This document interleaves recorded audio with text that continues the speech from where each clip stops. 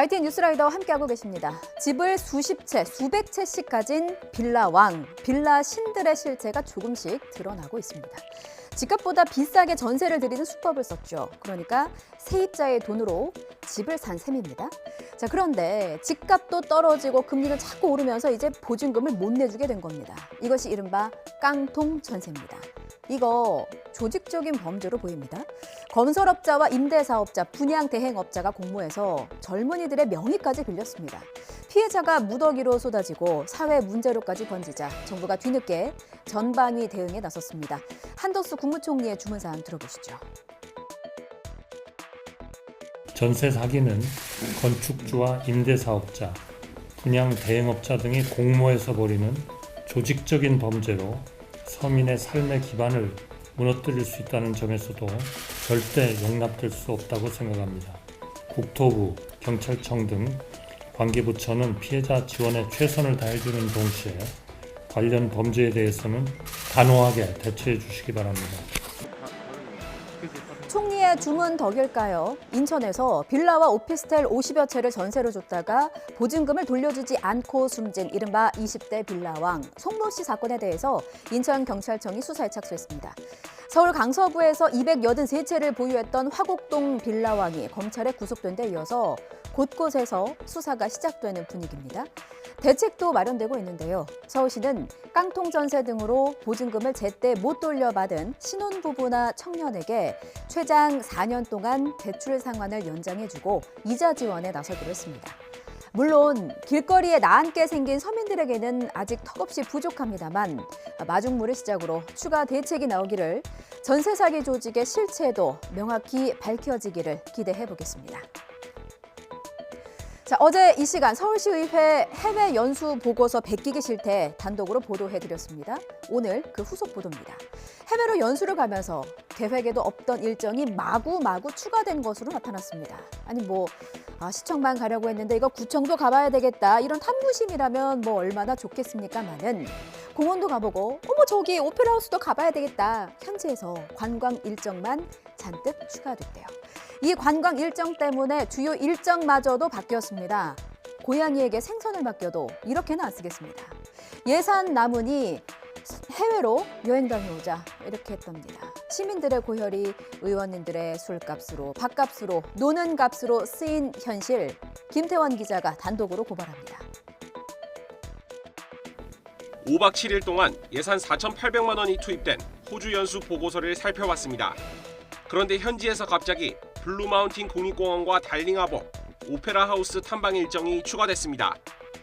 또 시드니 교포들과 술을 곁들인 일요일 점심 자리가 추가됐는데 이 일정 때문에 시장 방문 일정이 변경됐습니다. 찍을 만한 사진이 없었다며 SNS에서 퍼오기도 했습니다. 한 서울시의회 의원은 올해 예산이 남으니까 위원회마다 계획을 세워 국외 연수를 다녀오자고 독려하는 분위기였다고 밝혔습니다. 국민 세금을 용도에 맞게끔 잘 썼는지에 대한 사후 감독이 지금 안 돼 있고 후속 조치를 어떻게 할 건지에 대한 점검이 좀 필요하지 않나 이렇게 생각합니다. 지난 2020년 7월 세간을 뜨겁게 달궜던 KBS 검언 유착 의혹 보도 기억하실 겁니다.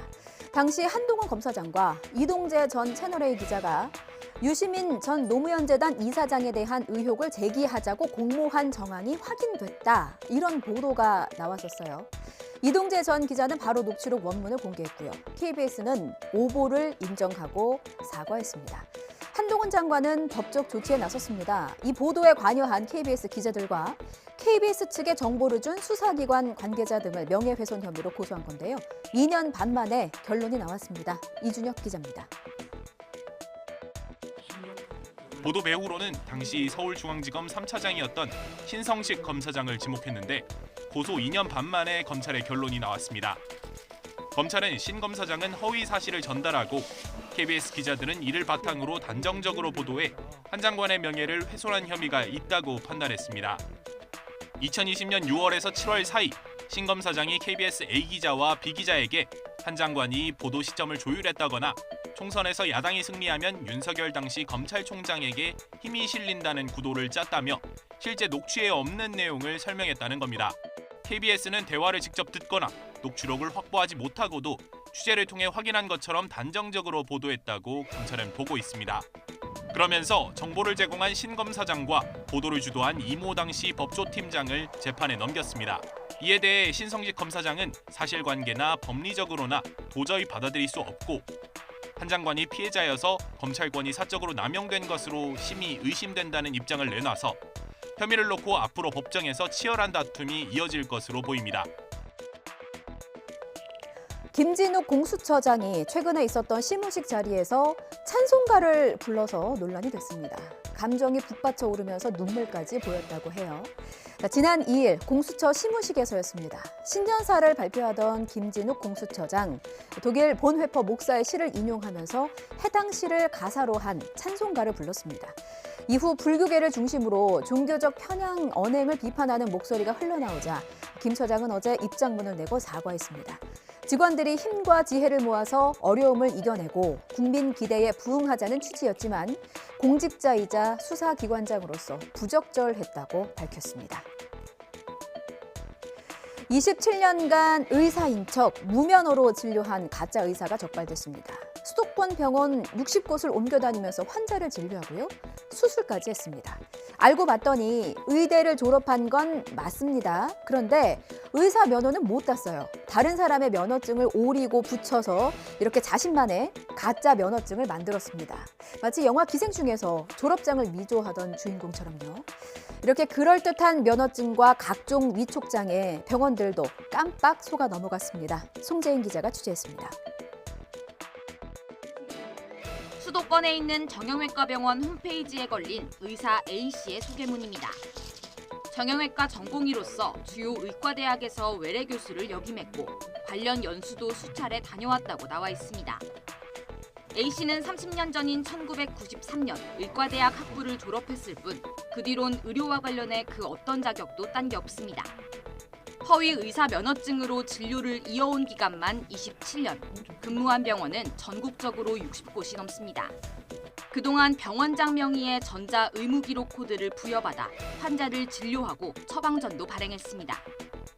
술을 먹고 손가락 봉합 수술을 하다 의료사고를 내 환자와 급히 합의한 적도 있습니다.